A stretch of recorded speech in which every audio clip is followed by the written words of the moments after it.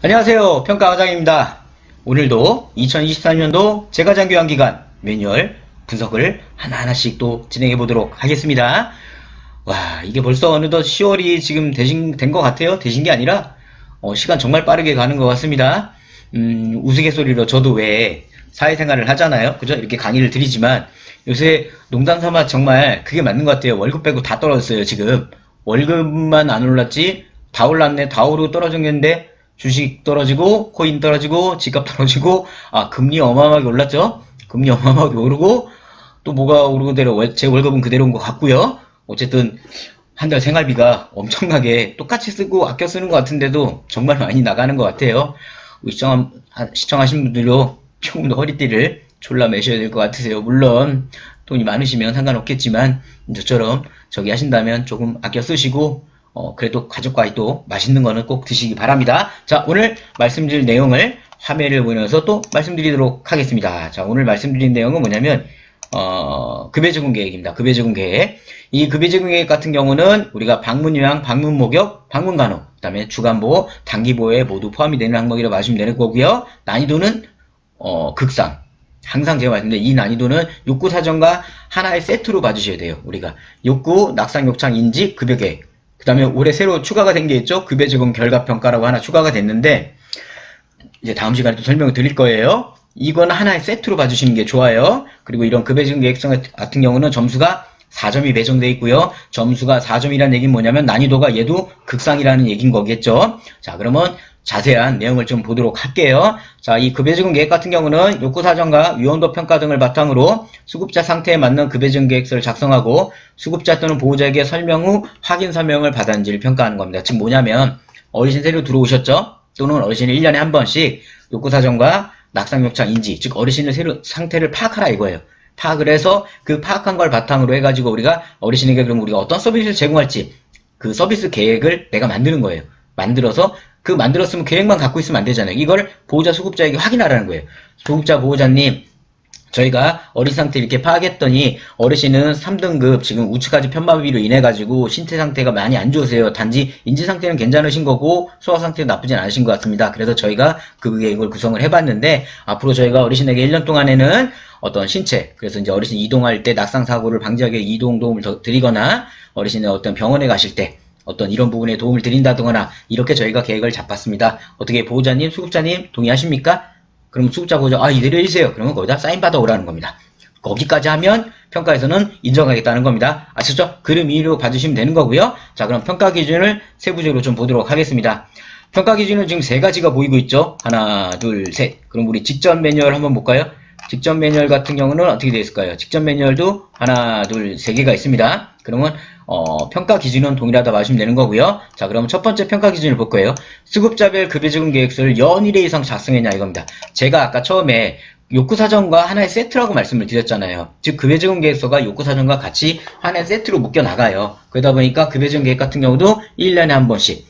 그래서 이 급여제공 계획서 안에는 급여 종류, 수급자명, 작성일자, 작성자명, 장기형 세부 목표, 장기형 필요 내용, 세부 제공 내용, 횟수, 시간, 종합 의견이 들어갑니다. 또한 얘도 마찬가지로 신규 수급자는 급여 개시일까지 실시한지를 확인해요. 자, 이거 같은 게 보면 뭐냐면 전이랑 큰 차이가 없으세요.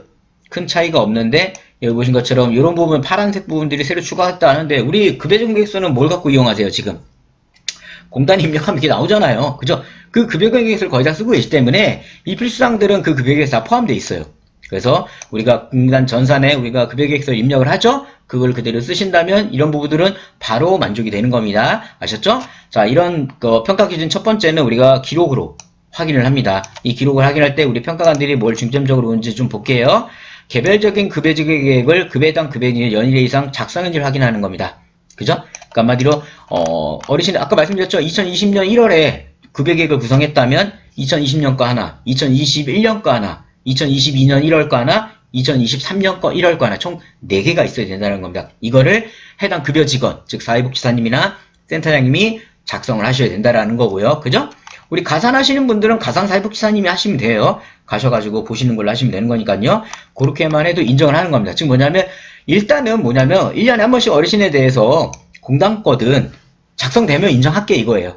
그죠? 근데 여기서 보시면 전에는 유예기간을 또 줬었어요. 직접 매뉴얼에서는. 근데 지금은 이 유예기간이 없어요. 지금 현재 우리 이번 바뀐 매뉴얼을 보시면 저런 유예기간이 없어졌습니다. 즉 앞선 시간에 욕구사정 말씀드렸었죠. 유예기간이 없어졌다고요. 급여계획도 유예기간이 없어졌기 때문에 무조건 회계기준 연 1회로 우리가 바라봐 주시면 되세요. 아셨죠? 이게 되게 중요한 겁니다. 자, 그래서 집회적용기간도 잠깐 먼저 중간에 말씀드리면 똑같이 욕구사정과 같습니다. 2020년 1월부터 평가일까지. 그 다음에 평가 1번 기준은 연일의 주기는 회계연도를 기준으로 적용하며 2020년 1월부터 평가개월 전까지는 직전 정기평가 평가 기준으로 확인한다. 그죠? 그러니까 제가 누누이 말씀드렸잖아요. 2020년 11월에 평가 매뉴얼이 발표가 되잖아요. 그러면 그 다음 달부터 우리가 적용이 돼요. 즉 뭐냐면 11월까지는 유효기간을 적용해도 돼요. 단 올해 12월부터는 적용하면 안 된다는 겁니다. 이해되셨죠? 그러니까 헷갈리시면 그냥 1년에 한 번씩 하셨다면 이런 것 때문에 헷갈리진 않아요. 그죠? 그 다음에 평가기준이 필수항전 종합의견과 평가기준 3회 공단 통보 여부는 평가기 공고할 다음 달부터 이제 확인하겠다라고 하는 건데, 이거 원래 전에부터 확인했던 거예요.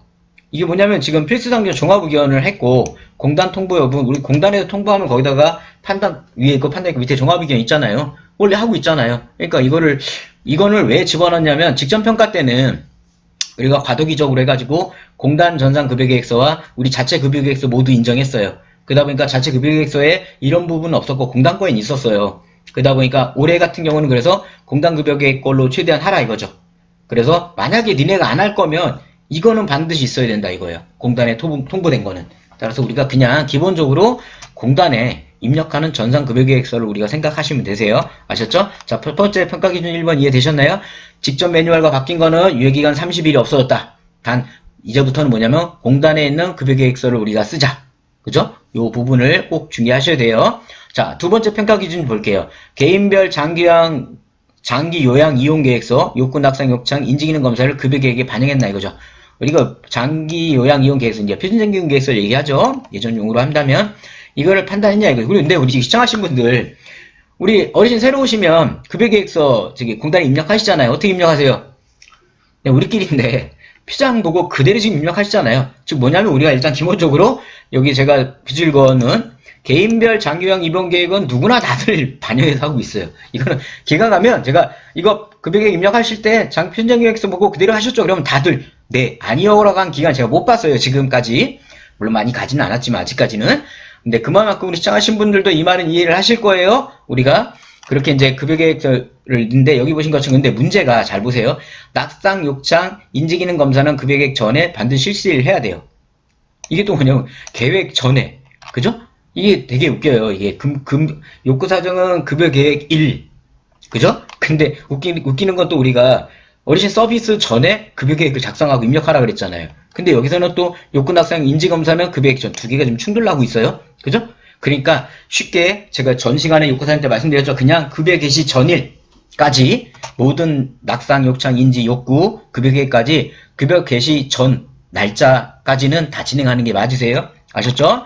자, 이렇게 우리가 항상 급여계획을 할 때는 개인별 계획서와 필수장기용계획서와 욕구 낙상 욕창인지를 반영해야 되는 거고요. 자, 세 번째는 뭐냐면 급여계획의 수급자 또는 보호자에게 설명하고 확인 서명을 받고 공단에 통보해야 된다는 겁니다. 우리 즉 뭐냐면 우리 확인 서명 받는 거 있잖아요. 서명을 받으라 이겁니다. 즉 뭐냐면 사인을 받되 독고 또는 보호자 연락이 되지 않아 서명 방법을 받을 수 없는 경우 관련 근거를 제로한다. 예를 들어 뭐 기초수급자 독고 혼자 계세요. 사인 받을 수가 없잖아요. 근데 때마침 어르신이 거의 1등급 완전화성 어르신이세요. 그런 건 근거 자료를 내라 이거예요. 확인 서명 어려운 경우는 급여계획서를 우편 등 발송하고 유선 자료, 안내 자료가 확인되는 경우 인정해야 했다 이거죠. 즉 뭐냐면 발급자장이 됐든 뭐 어쨌든 그렇게 하라는 거죠. 아니면 유선 이렇게 하라는 거고요. 네, 1, 2, 3번에 대해서 우리가 잠깐 서식을 보면 잠깐 부연 설명을 할게요. 이거는 제가 직전 매뉴얼 때 항상 이 급여계획서를 구성을 했었어요. 지금 보신 거 아마 공단과랑 비슷해요. 공단과에는 이게 없죠. 기본적으로 빼앗겼어요. 이게 좀 세밀하게 약해져 있는데 목표가 있죠. 공단과에도 목표가 메뉴에 지금처럼 올라와 있고요. 그 다음에 지금처럼 이렇게 형태가 되죠. 공단과도 그죠?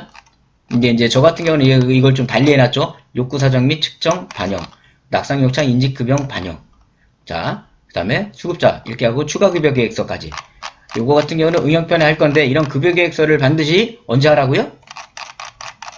급여 계획서를 우리가 지금 화면에 보고 계시는 건 평가 바이블이라고 응용편 교재입니다. 응용편 교재. 이 응용편 교재이기 때문에 응용편에서 제가 하나씩 보여드릴 거예요. 하나씩 보여드리면서 하는데 지금은 기본편 분석 시간이기 때문에 저러한 급여지급 계획서가 반드시 하나씩 1년에 한 번씩 하셔야 되는 거고요. 또 중요한 거 가끔 물어보시는 게 있으세요. 어르신이 예를 들어 등급 변경되거나 그죠? 등급 변경이 됐어요. 그러면 우리가 질문, 욕구 사정을 새로 해야 되나요? 네? 급여지급 계획서는 우리가 등급 변경이 됐다면 등급 변경이나 인증성 갱신을 인해 가지고 공단에 급여 계획을 입력하라고 해요. 급여 계획서는 그래서 변동을 하셔야 돼요. 변경을. 근데 우리가 욕구 사정은 그러실 필요가 없죠. 욕구 사정은 아까 평가 매뉴얼을 보셨잖아요. 무조건 연일에 이상만 하시면 인정되는 거예요.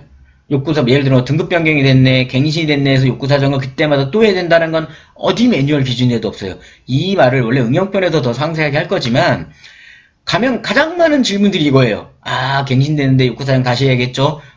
등급 변경이 됐으니까 욕구 사정을 다시 해야겠죠? 다시 하라는 게 아니에요. 다시 하는 건 소위 말해서 어르신이 우리 기관에서 서비스가 종료가 됐어요.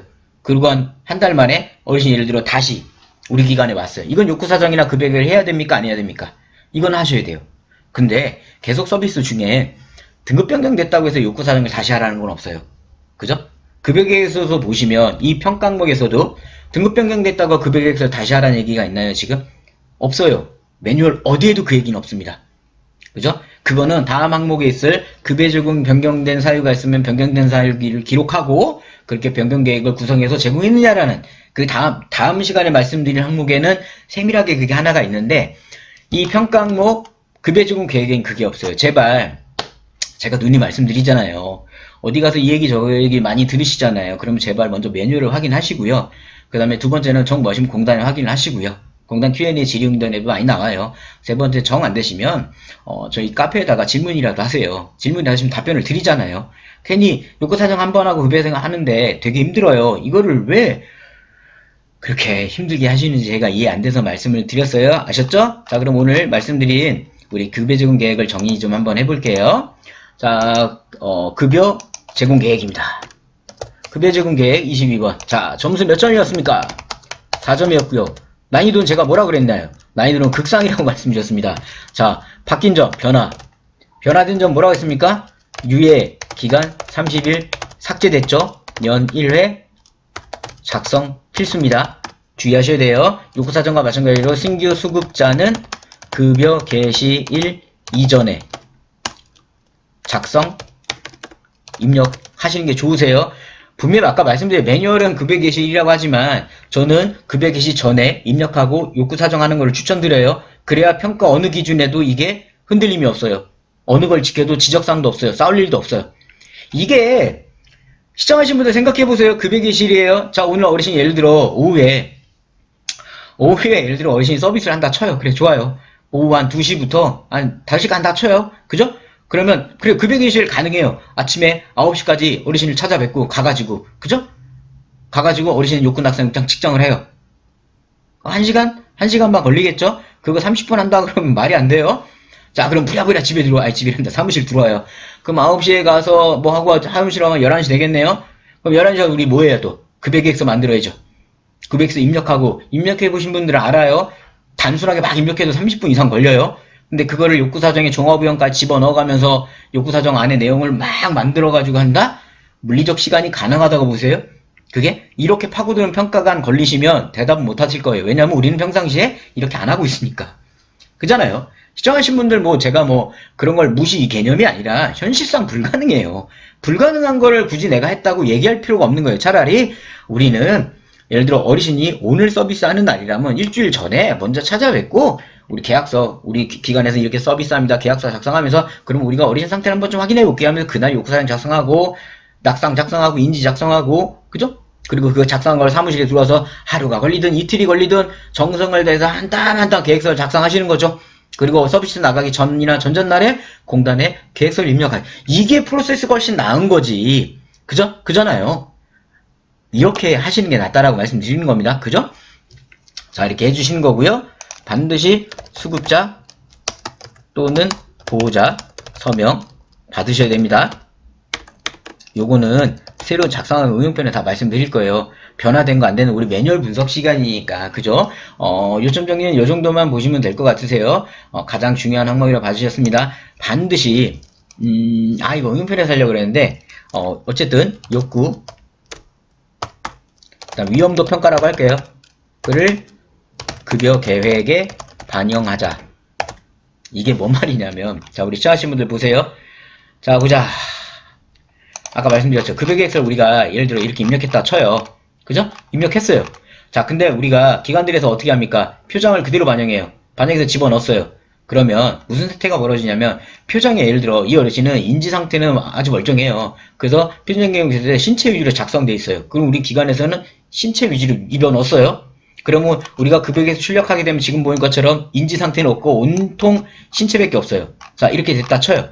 그러면 아까 분명히 평가에서는 낙상욕창 인지에 대한 측정에 대한 계획도 여기에 반영하게 되어 있어요. 그죠? 그럼 평가관이 찾으라 그래요. 자, 여기서 인지기능 검사를 했더니 인지기능 검사 본인이 해놓으신 거에 치매 위험이 있음이라고 했다면 했어요. 만약에 그러면 치매에 대한 급여 계획은 어디 있나요? 그럼 여기 눈을 씻고 찾아봐도 치매에 대한 그 계획이 안 보여요. 그러면 감점 맞으세요. 그러니까 저희 같은 경우는 그래가지고 지금 화면에 보시는 어떤 추가 급여 계획서 해가지고 별도로 낙상욕창 인지를 한 장을 공단 급여 계획서 추가로 집어넣었어요. 이거는 응용편에 보여드릴 거예요. 자세히 안 보여드릴 거고, 그죠? 자, 말씀드린 요지는 이거예요. 급여 계획서를 공단 거만 너무 믿고 하시면 공단에 보완하는 급여 계획서를 넣어주시는 게 훨씬 나으세요. 아니면 저 공단에는 급여 계획서를 계속 변동하셔야겠죠? 너무 힘들어요. 너무 힘들어요. 저 힘든 거를 굳이 너무 힘들게 그렇게 안 하셨으면 좋겠다라는 말씀을 드리고 있어요. 아셨죠? 자, 오늘 이번 시간에 우리가 우리 평가에서 가장 중요한 두 번째 항목인 급여지급 계획서를 말씀을 드렸어요. 방문 요양이 됐든 주간 보호가 됐든 가장 어려운 항목이고 가장 점수가 많이 연결되어 있는 항목이라고 봐주시면 되고, 이건 사례 관리와도 연동이 돼요. 급여지급 결과 반영에도 연동되는 항목이고요. 욕구 사정에도 연동되는 겁니다. 따라서 이 급여계획 하나를 맞으려면 나머지 항목들한 것도 잘해야 됩니다. 그래서 가끔 저희 사무실에 전화합니다. 우리 사례 관리만 해줘. 저한테. 아니면 급여계획만 해줘. 못해요. 그래요, 제가. 왜 못해? 그러면 이렇게 연동되어 있는데 어떻게 하나만 해요. 그렇잖아요. 제가 예를 들어 급여계획만 해드렸는데 욕구랑 사례 관리가 내용이 이거랑 안 맞으면 서로 다 틀리는 거예요. 그죠? 우리 기관에서도 마찬가지세요. 급여계획 하나를 잡아놓고 욕구상을 했다면 그게 연동되는 항목들이 있어요. 그게 다 맞아 들어가야 돼요. 그게 맞는 거죠. 우리 소위 말해 전산 프로그램들이 그런 형태로 진행이 되는 거잖아요. 내가 예를 들어 어르신의 신체 상태가 우측까지 편법이다 딱 입력하면 그거에 관계된 것들이 전산에서 알아서 끌어당겨서 그 내용이 들어가는 형태예요. 그죠? 좀 더 편하게. 그죠? 근데 이제 그런 부분들을 항상 우리가 평가할 때는 주의하셔야 되는 겁니다. 아셨죠? 이제 10월이 됐어요. 10월이 됐습니다. 평가 매뉴얼이 확정 발표 때까지는, 물론 지금 제가 설명하는 것도 평가 매뉴얼 내년도 건데, 이거를 이제 확정하고 이제 보건복지부에서 이거 이제 확정이야 도장 꽝 찍죠? 그게 11월이에요. 그래서 이제 이번 달에도 김제 이제 협회, 제과협회 평가교육을 25일날 진행을 하지만, 우리 지역 내에 평가교육이 필요하신 기관들은 저희 사무실 전화하셔가지고요, 협회 교육 지원을 요청하시면 되세요. 아셨죠? 관련 사항은 저희 카페에도, 공지를 해놨으니까 확인하시면 되고요. 오늘 영상이 또 마음에 드셨다면, 구독 중으로 바뀌어 있어야 돼요. 아셨죠? 구독이라고 써있으면 아직 구독 안 누르신 거예요? 구독 중으로 눌러져 있으시길 부탁드릴게요. 저희 사무실 전화하면 거의 보면 아직도 구독을 안 누르셨어요, 저희. 자, 어쨌든, 오늘 하루도 좋은 하루 되시고요. 즐거운 하루 되시기 바랍니다. 저는 하과장이었습니다. 감사합니다.